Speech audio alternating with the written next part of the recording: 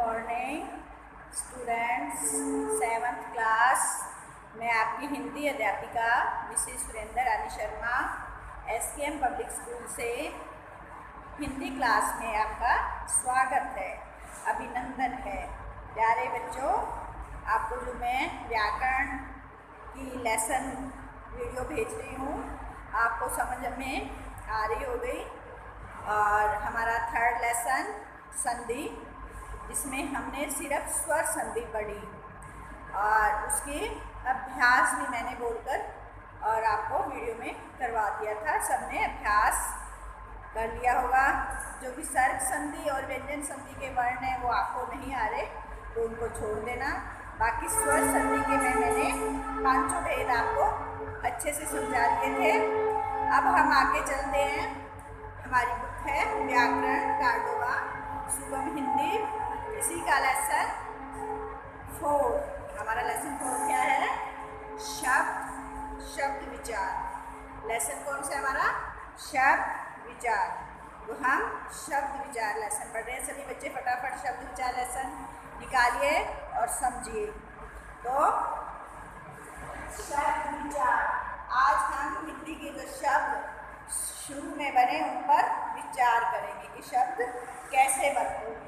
तो आइए जाने कि बोलते समय ध्वनियों का उच्चारण किया जाता है, जिन्हें वर्ण या अक्षर कहते हैं।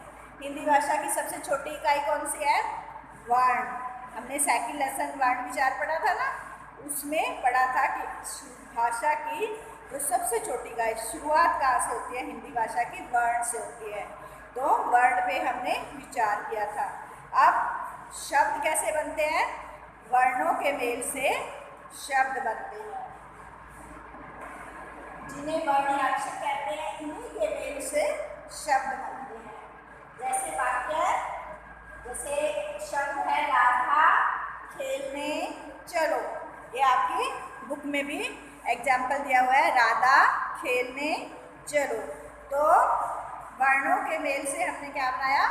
शब्द बनाया। अब जो वर्ण है उनका जब मेल होता है उनको व्यवस्थित रूप से लगाते हैं। वर्णों के व्यवस्थित एवं सार्थक समूह को ही शब्द कहते हैं। सार्थक जिसका कोई अर्थ हो, जैसे मैंने कोई भी नाम बोला, ठीक है, शब्दों को वर्णों को जोड़ के बोला ना, शब्द बना। तो यदि उसका कोई अर्थ है, वो कोई चीज़ है, किसी का नाम है, या उसे हमें समझ में आती है कि ये वस्तु है, तो वो शब्द कहलाएगा। यदि हमने उल्टे सीधे वर्ण लगा दिए और उसका कोई अर्थ ही नहीं, वो निरर्थक है, यानी बिना अर्थ का है, तो वो शब्द नहीं कहलाएगा। तो हम समझते हैं शब्द कैसे बनते हैं। तो आप सबने पढ़ा हमारी हिंदी वर्णमाला में स्वर और व्यंजन, इन दोनों के मेल से वर्णमाला बनती है।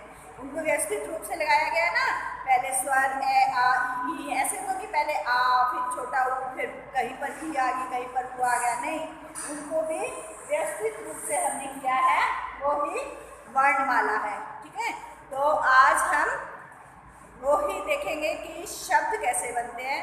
जैसे वर्णों को व्यवस्थित रूप से लगाया, वैसे ही शब्द में भी जो शब्द व्यंजन आए हैं उनके साथ जो मात्राएं लगती हैं वो कैसे लगती है। तो हम फर्स्ट देखेंगे, हमारा वाक्य है राधा खेलने चलो। तो राधा में हमने न लिया। ये मैंने वर्ण विचार में आपको समझाया था ना कि जो भी व्यंजन है उसके अंदर ए का स्वर होता है और जो भी उसकी मात्रा लगी है उस मात्रा का स्वर होता है। तो उससे हमारे वर्ण शब्द बनते हैं मात्रा लगाकर। तो अब राधा में इसका रे के हलंत लगा देते हैं तो रे आधा हो गया। अब इसके अंदर कोई स्वर नहीं है, कोई भी स्वर नहीं है, तो इसमें किसकी मात्रा है? आम, तो आम हो गया। फिर है हमारा में किसका स्वर है? इसके हलंत लगा दिया, इसका स्वर बाहर आ गया और इसमें आ का मात्रा लगा दी। तो ये राधा, ये इसके एक वर्ण के टुकड़े किए हमने, तो ये बन गया रा था। अब खेलने देखेंगे,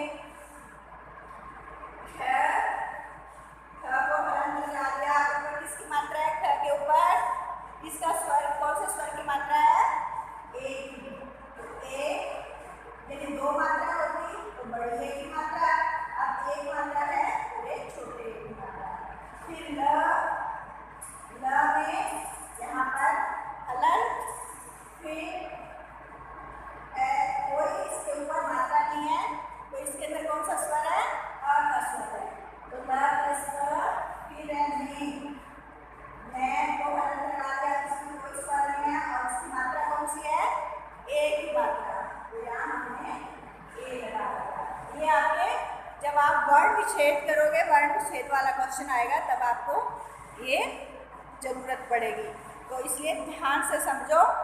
इसमें हमने वर्ण शब्दों के टुकड़े करके, वर्णों के टुकड़े करके फिर शब्द कैसे बनता है वो सिखाया। फिर चलो अब ये तो खेल में हो गया। और ये चलो च में कोई मात्रा है, कोई स्वर है?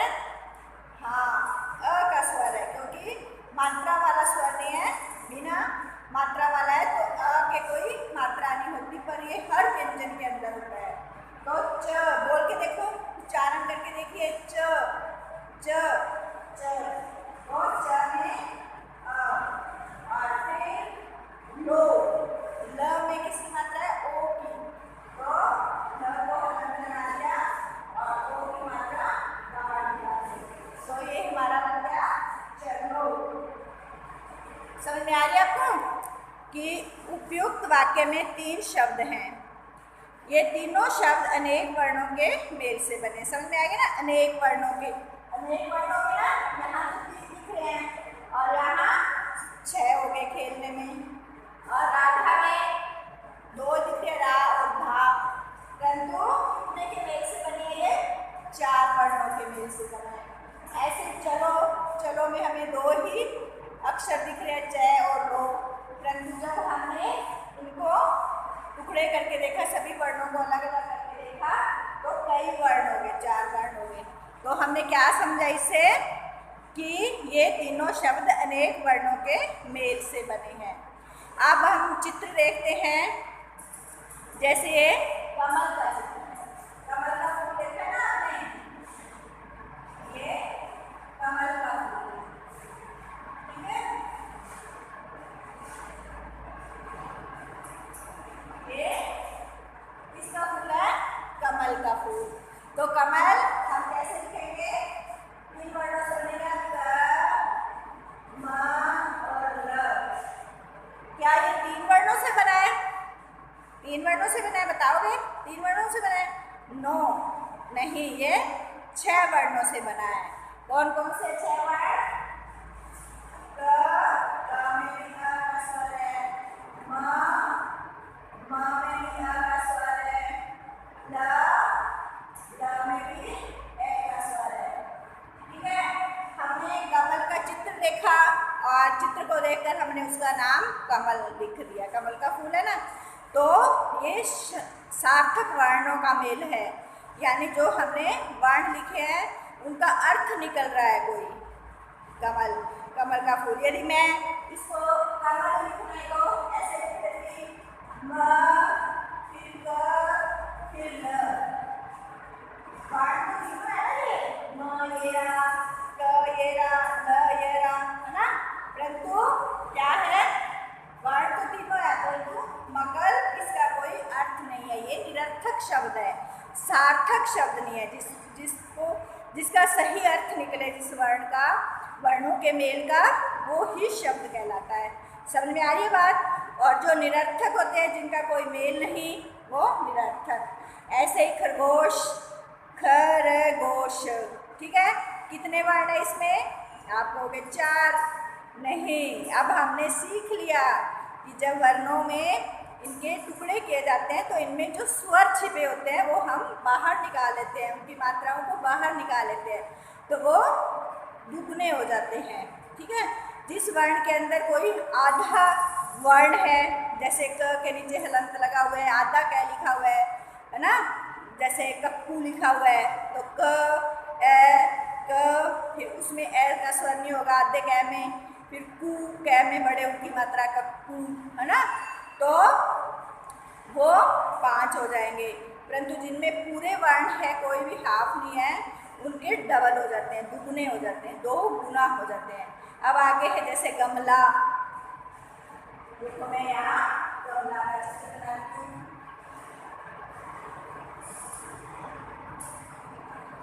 ये क्या है? गमला। इसमें आप कहोगे 3 वर्ण है। 3 वर्ण है? नहीं, इसमें भी 6 वर्ण है। कौन कौन से टुकड़े करेंगे हम? ग को अलग, फिर म को अलग,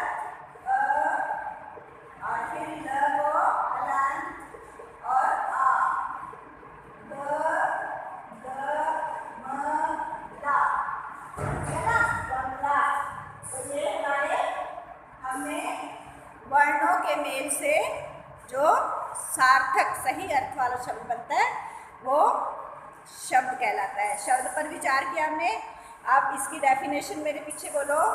वर्णों के व्यवस्थित, व्यवस्थित मतलब सही ढंग से लगाकर और उसका जो सार्थक अर्थ निकले, सही अर्थ निकले, जिसका कोई अर्थ हो शब्द का, उस समूह को शब्द कहते हैं। वर्णों के कौन से समूह को वर्ण कहते हैं?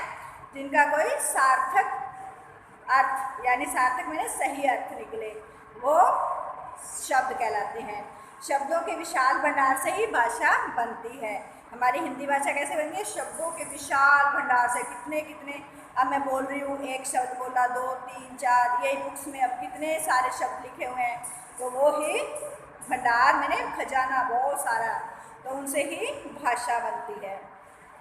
वर्णों के मेल से हिंदी भाषा में भी हजारों लाखों शब्द बने हैं। इन्हीं शब्दों का प्रयोग जब वाक्यों में किया जाता है तब ये पद कहलाते हैं। जैसे राम और घूमने, ये 2 शब्द है, परंतु इसका पद कैसे बनेगा? वाक्य ये दोनों शब्द हैं, लेकिन वाक्य में प्रयुक्त होने पर शब्द न रहकर ये पद बन जाएंगे। जैसे राम बाजार घूमने गया, क्योंकि व्याकरण के अनुसार इनका रूप बदल गया। शब्द के कई प्रकार होते हैं, इनको ठीक से समझने के लिए इन्हें 4 आधारों पर बांटा गया। अब हम शब्द के भेद पढ़ेंगे। शब्द के, जैसे हमने संधि के भेद पढ़े थे ना, पहले तीन संधि थी, फिर तीनों संधि में स्वर संधि के 5 भेद थे, वैसे अब हम शब्दों का वर्गीकरण करेंगे। सभी बच्चे नेक्स्ट पेज निकालो। शब्दों का वर्गीकरण करेंगे। नंबर 1 है उत्पत्ति के आधार पर। उत्पत्ति मतलब कैसे उत्पत्ति हुई शब्द की। फिर रचना के आधार पर, रचना जैसे उसको कैसे बनाया गया। फिर नंबर 3 है प्रयोग के आधार पर, और नंबर 4 है अर्थ के आधार पर। ठीक है, तो हम फर्स्ट पढ़ते हैं उत्पत्ति के आधार पर। शब्द के कितने भेद हैं? 4। शब्द के 4 भेद। चलो, वैसे बुक में देखो सभी बच्चे, पहले उत्पत्ति के आधार के स्रोत कौन कौन से हैं? उत्पत्ति का अर्थ उत्पन्न होना, अर्थात वह मूल स्रोत जहाँ से शब्द आता है, आया है। हिंदी भाषा का जन्म ही संस्कृत भाषा से हुआ है। हिंदी भाषा की जननी कौन है? जननी मतलब माँ। हिंदी भाषा की माँ कौन है? संस्कृत भाषा। तो संस्कृत भाषा से ही हमारे हिंदी भाषा आई है। तो हिंदी भाषा के जो शब्द, जो संस्कृत भाषा में जो शब्द थे जैसे कि तैसे रह गए, उनको तत्सम शब्द कहते हैं। और जो हिंदी भाषा में आकर उनका रूप थोड़ा सा बदल गया, उनमें परिवर्तन हो गया, बदलाव आ गया, वो तद्भव शब्द बन गए। ठीक है, अब हम पढ़ते हैं। इसलिए संस्कृत के बहुत से शब्द हिंदी में प्रयोग होते हैं। कुछ शब्द थोड़ा बदलकर हिंदी भाषा में आ गए, तो कुछ बोलियों के लिए या विदेशी भाषाओं से हिंदी भाषा के अंदर आ गए। तो उत्पत्ति के आधार पर शब्द 5 प्रकार के होते हैं। नंबर 1 तत्सम शब्द, जैसे स्वर संधि के भी 5 भेद थे ना, वैसे ही उत्पत्ति के आधार पर भी शब्द के 5 भेद हैं। अब ये पढ़ेंगे हम। कौन कौन से शब्द हैं? तत्सम, फिर तद्भव, फिर देशज, फिर विदेशज, और फिर संकर। संकर मतलब मिले जुले। तो आप इनको 5 को हम अलग अलग तरीके से पढ़ेंगे। इनको ध्यान से समझेंगे। एक बार समझोगे तो सारे समझ में आ जाएंगे। अब आप हिंदी भाषा पढ़ रहे हो ना इतने टाइम से, 5th में पढ़ी, 6th में, आप 7th में आके आपको पता चल रहा है भी शब्द भी कहाँ कहाँ से आए हैं, कैसे बने हैं, इनकी उत्पत्ति कैसे हुई है ना। तो फर्स्ट है तत्सम शब्द, वो मैंने समझाया ही है। वे शब्द जो संस्कृत भाषा में जैसे थे वैसे के वैसे हिंदी भाषा में ले लिए गए। जैसे वो शब्द कौन से कहलाए? तत्सम शब्द। जैसे हस्त, संस्कृत में हस्त कहते हैं हाथ को, और जब इसको हस्त ही हिंदी में भी हस्त लिखेंगे तब तो ये तत्सम शब्द होगा, और जब इसको हाथ लिखेंगे तो ये तद्भव हो जाएगा। समझ में आ रहा है? तत्सम और तत्सम एक साथ समझा रही हूँ। फिर है दंत, तो संस्कृत में हम लिखेंगे मेरे दंत चमकीले दंत हैं। कोई कविता में हमने दंत शब्द यूज कर लिया ना, दांत, यानी दंत, दंत भी वाक्य में मैं प्रयोग करूँगी शब्द में, तो वो हमारा तत्सम शब्द होगा। और जब उसको दांत, दांत लिख दूंगी तो वो तद्भव शब्द बन जाएगा। ऐसे ही गृह, गृह मैंने घर, जब मैं गृह लिख दूंगी वाक्य में तो वो तत्सम शब्द होगा, और उसी शब्द को घर लिख दूंगी तो उसका बदल कर रूप आ गया, वो तद्भव हो जाएगा। अब आप ये शब्द यूज करते रहते ना हिंदी के अंदर, पर आपको पता नहीं था कि संस्कृत शब्द है। जैसे ज्यों के त्यों हिंदी भाषा में आ गए, जैसे संस्कृत में लिखे जाते थे वैसे हिंदी में आ गए। अब कई बच्चे जो 5th में संस्कृत लेते हैं वो कहते हैं मैडम हिंदी में भी यही है, यही बोलते हैं हम। तो हिंदी भाषा और संस्कृत भाषा, क्योंकि संस्कृत भाषा में से ही हिंदी भाषा आई है। हमारी प्राचीन भाषा कौन सी है? संस्कृत भाषा। उसी में उसकी लिपि भी देवनागरी है, हमारी हिंदी की भाषा भी देवनागरी है। इसलिए जो शब्द उसमें थे, जैसे थे, वो ही हम हिंदी में यूज करते हैं। तो वो कौन से शब्द है? तत्सम शब्द। और जब उनका रूप बदल देते हैं थोड़ा, अर्थ वही रहता है, और उनको लिखने में जैसे गृह है, घर, गृह संस्कृत का शब्द है और घर हमारा हिंदी भाषा का हो गया। क्षेत्र, क्षेत्र संस्कृत भाषा है जिसको हम खेत भी बोलते हैं, ठीक है। पत्र, अब आपको पता था हम पत्र लिखते हैं, हिंदी भाषा में कहते हैं पत्र लिखिए, मैडम कहते हैं हिंदी में पत्र लिखिए, तो वो संस्कृत का शब्द है, तो उसको तत्सम शब्द कहेंगे। आप ये तो हमारे थे तत्सम शब्द। अब तद्भव शब्द, वे शब्द जो संस्कृत भाषा में से हिंदी में कुछ परिवर्तन के साथ सरल रूप में बदलकर प्रयोग में लाए जाने लगे। सरल रूप बना लिया ना उनका थोड़ा, और वो प्रयोग में लाए जाने लगे, उन्हें तद्भव शब्द कहते हैं। कौन से शब्द कहते हैं? तद्भव शब्द। जैसे वो ऊपर वाले उनका ये सब, हस्त का हाथ, दंत का दांत, गृह का घर, क्षेत्र का खेत और पत्र का पत्ता। तो आप पत्र तो वो समझते हो ना, संस्कृत में पत्र पत्ता भी कहते हैं और हिंदी में पत्र अपने लिखने को भी कहते हैं, ठीक है। तो इसका रूप ये हो गया। अब तत्सम और तद्भव शब्दों के कुछ उदाहरण इस प्रकार है। तो ये आपकी बुक में दिए हुए हैं ये शब्द। तत्सम पहले संस्कृत में और हिंदी में क्या बन गए, ये सारे आप अपनी नोटबुक में नोट करोगे। तो आप आज आपका होमवर्क है उत्पत्ति के आधार पर जो शब्दों का उत्पत्ति के आधार पर शब्द कौन से हैं और इसके कितने भेद हैं और इनके तद्भव और तत्सम शब्द लिखो। ये पूरा पेज आपने लिखना है, 28 पेज आपने नोटबुक में लिखना है, ठीक है। उसके बाद हमारे गै में आगे देशज शब्द। देशज शब्द कौन से हैं? सभी बच्चे पेज नंबर 28-9 देखिए, होमवर्क में ओनली 28 लिखना है, ठीक है।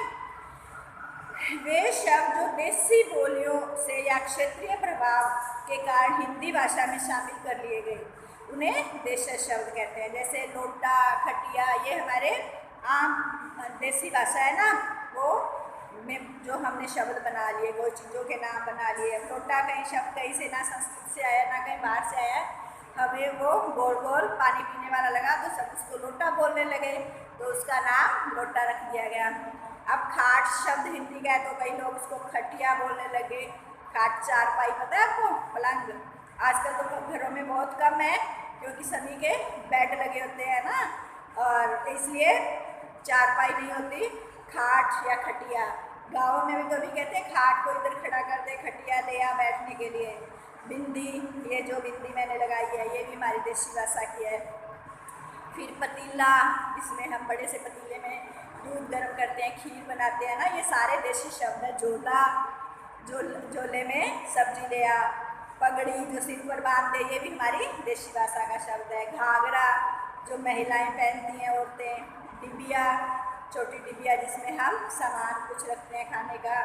रोटी, जूता, पेटी, खिचड़ी, झुग्गी, डिब्बा, ये सारे कौन से शब्द है? देसी से। पता चला ना आपको 7th क्लास में आकर कि कौन से शब्द कैसे बने हैं।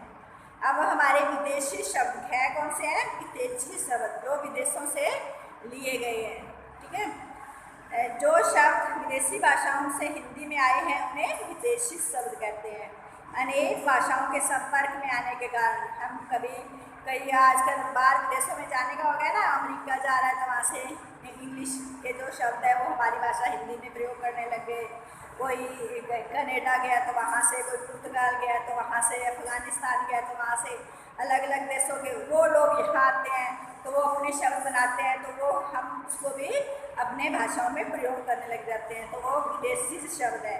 जैसे अंग्रेजी भाषा के शब्द हैं, फारसी के, अरबी के, सारे आप पढ़ के देख लेना, और जो टेस्ट होगा ना आपका उसमें पूछूंगी मैं आपसे, ठीक है। कि ये जैसे मैं पूछूं कि आप काजू खाते हो, काजू कौन सी भाषा से लिया गया है, तो आपको याद होना चाहिए कि फ्रांसीसी भाषा से लिया गया है। फिर मैं बोलूँगी कि आप मस्जिद जाते हो, मस्जिद जाते हैं ना वो मोमडन लोग, और हमारे भी संग्रह में मस्जिद बनी हुई है उधर, तो मस्जिद कौन सी भाषा से लिया गया है, तो अरबी भाषा से लिया गया है। फिर मैं कहूँगी आप सिनेमा देखने जाते हो, मूवी देखने जाते हो ना, तो सिनेमा शब्द कौन सी भाषा से लिया गया है, अंग्रेजी भाषा से। तो ऐसे बीच बीच में आप चाय रोज पीते हो ना चाय, तो बताओ चाय शब्द कौन सी भाषा से आया है, चीनी भाषा से हमने चाय शब्द लिया है। और सभी बच्चे क्या खाते हैं, आप रोज मम्मी सब्जी काटती है चाकू से, तो चाकू शब्द कौन सी भाषा से है, तुर्की भाषा से। तुर्क लोग आए थे ना हमारे देश में, उन्होंने चाकू शब्द यूज किया, तो हम भी वही करने लगे हमारी हिंदी में। अब कई बच्चे कहते हैं कि मैं तो बड़ा होकर शादी नहीं करवाऊंगा, ये शादी करवाऊंगा, तुझे शादी जल्दी करवानी है, तो शादी शब्द कौन सी भाषा से है, फारसी। तो ये सारे शब्द है ना, अंग्रेजी, फारसी, अरबी, पुर्तगाली, तुर्की, फ्रांसीसी, चीनी, आप उत्सुकता से पढ़ोगे कि कौन सा शब्द कहाँ से आया है। जो शब्द आपको समझ में ना आए वो मेरे से पूछ लेना। अब है अड़े पर शंकर भाषा। वीडियो बड़ी बननी है इसलिए मैं थोड़ा शॉर्ट में बता रही हूँ। शंकर दो भिन्न भाषाओं के शब्द का जब मेल होता है तो वो शंकर शब्द कहलाते हैं। दो भिन्न भाषा, जैसे एक अंग्रेजी भाषा का आ गया, एक हिंदी भाषा का, दोनों के मेल से एक शब्द बन गया, वो कौन से शब्द होते हैं, शंकर। जैसे वर्ष, गांठ, वर्ष किसका है, संस्कृत का शब्द है, और गांठ शब्द किसका है, हिंदी का। हमने कहते हैं ना आज इसकी शादी की वर्षगांठ है ना, जो सालगिरह आप बोलते हो, तो वो वर्ष संस्कृत का शब्द है और हिंदी का गांठ, इसलिए ये वर्ण कौन सा हो गया, शंकर शब्द हो गया। फिर घड़ी, साज, घड़ी ठीक करने वाले को घड़ी साज कहते हैं ना, तो घड़ी तो हिंदी का शब्द हो गया और साज अरबी भाषा का। दो वर्णों के मेल से बन गया ना घड़ी साज, तो शंकर शब्द हो गया। ये सारे मैं टेस्ट में पूछूंगी ये शब्द कौन सा है, तो ऐसे नहीं कि लेसन के पीछे वाला अभ्यास करेंगे, लेसन के अंदर वाला भी सारा आपको अच्छे से पढ़ना है। अखबार फारसी और वाला हिंदी, अखबार वाला कौन सा है, फारसी और हिंदी दोनों से मिला है शंकर शब्द।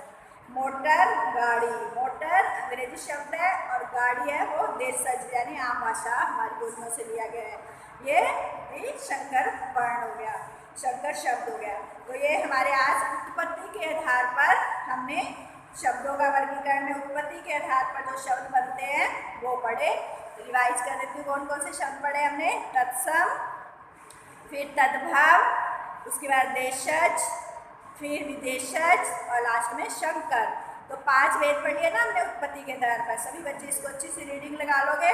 और पेज नंबर 28 होमवर्क, आपका होमवर्क क्या है, इधर क्यों दिखाई दे रहा है, तो होमवर्क प्लस 28 लिखिए, इससे आपको पेज याद हो जाएगा। 29 पेज का काम बाद में दूंगी, ठीक है। बाय, नेक्स्ट वीडियो में फिर मिलते हैं।